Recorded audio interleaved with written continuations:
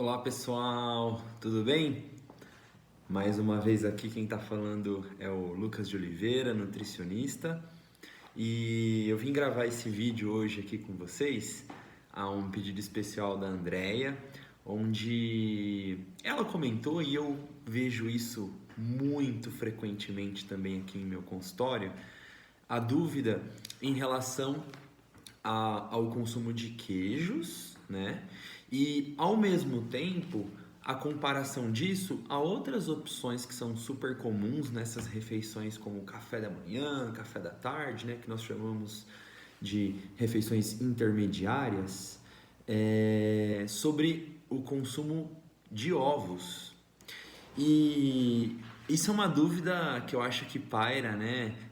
Muitas pessoas. E por isso que nós achamos um assunto muito bacana de conversar um pouquinho com vocês.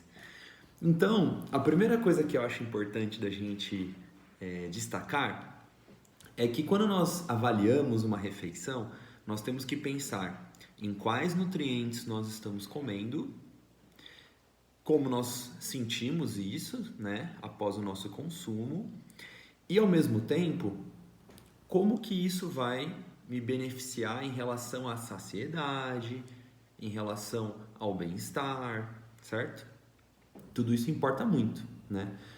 Quando nós pegamos alguns exemplos, né, a princípio, nós vemos que se nós estudarmos a tabela nutricional de alguns produtos, nós vamos ver que alguns produtos de fato eles parecem ser muito bons, que você fala assim, caraca, não imaginava que isso aqui era tão bom. E outros, às vezes vocês vão parar para analisar e vão dizer, caraca, não imaginava que isso aqui era tão ruim. Por isso que eu acho sempre importante essa visão, né? Mais uma vez comentando com vocês, matemática sobre as escolhas que nós fazemos, sobre os alimentos que nós estamos pensando em comprar, em consumir, certo? Então, o primeiro ponto que eu quero mostrar aqui para vocês hoje é qual é a tabela nutricional aproximada, né? Porque isso varia um pouquinho de marca para marca, de produto para produto, de um queijo tradicional, por exemplo, mussarela. E eu separei aqui no computador para mostrar alguns pontos para vocês. Então, se nós pegarmos aqui a tabela nutricional de um queijo a princípio, né, que nós chamamos de mussarela light, por que que talvez isso pode ser uma opção razoável? Vejam que aqui em 30 gramas, que é a porção da mussarela light, nós temos aproximadamente 80 calorias. E por que que isso é importante, né, de vocês avaliarem? Quando nós pensamos em 80 calorias, né, dando uma porçãozinha de proteína que contém aí nessa mussarela light mais ou menos uns 8 gramas de proteína, nós vemos que é algo até que razoável, né? Vai gerar uma saciedade legal, né? É uma coisa relativamente prazerosa também, quem não gosta, né? E teoricamente é uma fonte de proteínas, certo? Para vocês terem uma noção, quando nós comemos um ovo inteiro, de mais ou menos 50 gramas, que é um ovo grande, ele dá mais ou menos essas mesmas calorias, quase 75, 80 calorias, e ele dá também 7 de proteína. Então daria para a gente dizer que 30 gramas desse queijo mussarela geram as mesmas calorias e proteínas de 50 gramas de um ovo.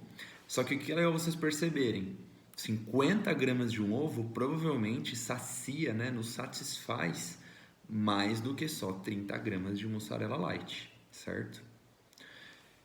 E Lucas, e se a gente pegar então uma mussarela tradicional, uma mussarela comum, o que vai ter nessa mussarela tradicional? A diferença dela para uma mussarela light é que ela tem uma taxa de gorduras maior e, consequentemente, também uma taxa maior de calorias. Se vocês pegarem um rótulo de uma mussarela comum, a maioria das mussarelas comuns vão ter aí as mesmas quantidades de proteína, né, por volta de uns 8 gramas, só que já com uma quantidade maior de calorias por causa da gordura. Então, geralmente dá entre 100 a 120 calorias, né, e só em 30 gramas, certo, galera? Então, o que eu quero que vocês percebam? Acaba sendo um alimento que tem uma concentração de calorias um pouco mais alto em uma quantidade de gramas que não é tão alta assim. E se você for pensar em 30 gramas, isso geralmente é uma fatia, né? É algo que é muito fácil de nós comermos quantidades geralmente até maiores. E quando você vai estudar então esse ovo, lembra que eu falei que um ovo tem mais ou menos ali 75, 80 calorias, né? Um ovo de 50 gramas.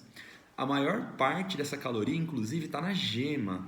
Se vocês forem estudar qual é a quantidade de calorias e nutrientes que tem só na clara ou só na gema, vocês vão ver que dessas 75, 80 calorias, praticamente 60, 65 calorias estão na gema e só 15, 20 calorias estão na clara. Esse é um dos, né, típicos exemplos que quando vocês veem uma pessoa, né, que querem gerar uma quantidade de proteínas e uma saciedade razoável, mas com pouquíssima caloria, nós geralmente sugerimos essas opções, né? Olha, e se você pegasse e usasse 2 claras e só uma gema, né? Ou, por exemplo, para uma pessoa que tem uma necessidade de proteína maior ou até uma saciedade maior, 3 claras e 2 gemas, né? A princípio, tentando gerar um pouco mais desse consumo de proteínas e desse consumo de um volume maior de alimento, sem dar tanta caloria, que é o que a gente preza no emagrecimento, certo? Então é muito comum, às vezes, né, eu atender aqui em consultório, as pessoas acabarem, né, se iludindo, achando que, mas, né, o ovo é uma coisa talvez mais calórica que o queijo, eu ouço falar que queijo é uma boa. Nem sempre, galera, tomem cuidado, leiam bastante os rótulos para não cair nessa pegadinha. De fato, existem alguns queijos que têm uma caloria, por exemplo, um pouco mais baixa comparado à mussarela tradicional, como o próprio exemplo da mussarela light, né? Alguns queijos também, apesar de eles serem mais claros ou terem um teor mais branco, podem ser bem gordurosos, né? Esse raciocínio de que queijo amarelo que tem muita gordura não é uma lei, não é uma regra. Então, galera, não tem como fugir. Precisa ler a tabelinha nutricional. A princípio, se vocês acabarem não olhando isso na hora da compra, a chance de vocês acabarem se iludindo e comprando um queijo aí com teor um pouco maior de gordura, com teor um pouco maior de calorias, é alta. Inclusive, né, existe uma classe que eu gosto muito de orientar isso em relação aos meus clientes, que eu chamo de embutidos magros, que geralmente são exemplos, né, como peito de frango embutido, presunto embutido, peito de peru, ou até outros como lombinho, etc., que quando vocês param para ler a tabelinha nutricional deles, eles têm ali um teor de proteína razoável e geralmente tem a gordura muito baixa e, consequentemente, a caloria muito baixa. Então, apesar de ser um alimento ali que tem um teor um pouco maior de sódio, tem alguns conservantes geralmente, pode ser uma saída bem prática para quem não consegue se desvencilhar muito de um queijo mais gorduroso ou de um sabor mais forte na hora de fazer ali, né, um recheio de um pão ou até outras preparações, outras receitas. Então eu costumo sugerir como uma alternativa, né, para a pessoa que está, digamos assim, tendo muita dificuldade de controlar um pouco melhor a alimentação pelo prazer ali de comer um negócio um pouquinho mais apetitoso, né? E esses embutidos magros, um consumo que não seja extremamente excessivo, é algo super tranquilo. Então, se vocês pararem para ler uma tabelinha, né, eu cheguei até a separar um exemplo aqui de uma, só para mostrar um exemplo para vocês. Aqui tem a tabela nutricional de mais ou menos 40 gramas, de um presunto. E se vocês forem observar, está um pouco invertido aqui por causa da câmera, nessas 40 gramas a gente tem só 34 calorias. Então, veja só, galera, nós tínhamos ali cerca, em 30 gramas de queijo mussarela light, 80 calorias já. Em 40 de presunto sem capa de gordura, presunto magro, nós temos só 34 calorias, é bem baixo em caloria, né? E se a gente pegar então a mussarela comum, tava dando 120 quase, num exemplo aqui que eu abri. Então, o que eu quero que vocês percebam, né? No final das contas, esse olhar matemático ele não pode deixar de existir, né? E tudo com moderação é algo tranquilo. Então, eu diria assim que é uma ótima alternativa, né, para quem está com dificuldade de mexer, né, nesse hábito alimentar, mas que teoricamente o consumo calórico ainda é bem baixinho. Portanto, galera, estudem, leiam tabelas nutricionais, tentem assimilar esses exemplos que eu usei para quando vocês forem comprar algum outro produto, ler, comparar, fazer uma análise mais crítica, porque as empresas elas vão produzindo produtos, seja visando vender eles por puro prazer, ao consumo do consumidor, seja tentando achar alternativas ali que talvez sejam ou mais saudáveis, ou menos calóricas, ou os dois até.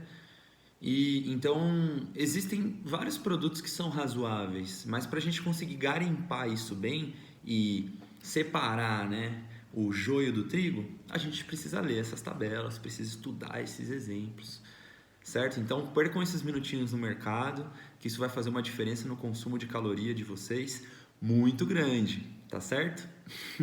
Espero que vocês tenham aprendido um pouco mais. Qualquer dúvida, qualquer outra coisa que vocês queiram dar de exemplos, chama e contem comigo, tá bom? Até mais. Um beijo do Nutri.